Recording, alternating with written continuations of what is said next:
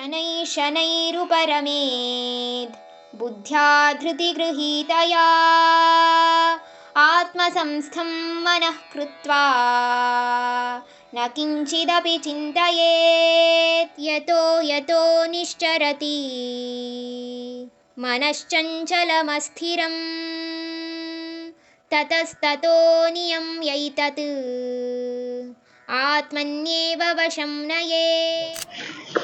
ಇದರಿಂದ ಅವನ ಮನಸ್ಸು ಚೂರೇ ಸ್ಥಿರ ಜ್ಞಾನದಿಂದ ಆತ್ಮದ ಕಡೆಗೆ ಹೋಗೋದಕ್ಕೆ ಶುರು ಮಾಡುತ್ತೆ. ಒಂದು ಸಲ ಈ ಆತ್ಮದಲ್ಲಿ ಮನಸ್ಸು ವಿಸ್ತಾರ ಆಯ್ತಂದ್ರೆ ಅದಾದ ನಂತರ ಅದೇನೇ ಮಾಡಿದ್ರು ಬೇರೆದ್ರ ಬಗ್ಗೆ ಅದರ ಯೋಚನೆ ಹರಿಸಲ್ಲ. ಈ ಮನಸ್ಸನ್ನೋದು ಅನಾಯಾಸವಾಗಿ ಎಡಬಿಡದೆ ಎಲ್ಲ ಕಡೆ ಓಡಾಡ್ತಾ ಇರುತ್ತೆ.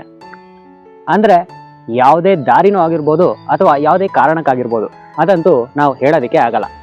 ಆದರೆ ಅದನ್ನು ನಾವು ಸಂಯಮದಲ್ಲಿ ತಗೊಳ್ಳೋದಂದ್ರೆ ಅದನ್ನು ಯಾವ ದಾರಿಯಲ್ಲಿ ಅಥವಾ ಕಾರಣಕ್ಕೆ ಅದು ಹೋಯ್ತೋ ಅದೇ ಸಂದರ್ಭ ಮತ್ತು ಅಭಿಪ್ರಾಯದ ಕಡೆಯಿಂದ ನಾವು ಅದನ್ನು ಪುನಃ ಸುಸ್ಥಿತಿಗೆ ತರಬೇಕು ಅಂತ ಇಲ್ಲಿ ಭಗವಂತ ಹೇಳಿದ್ದಾರೆ.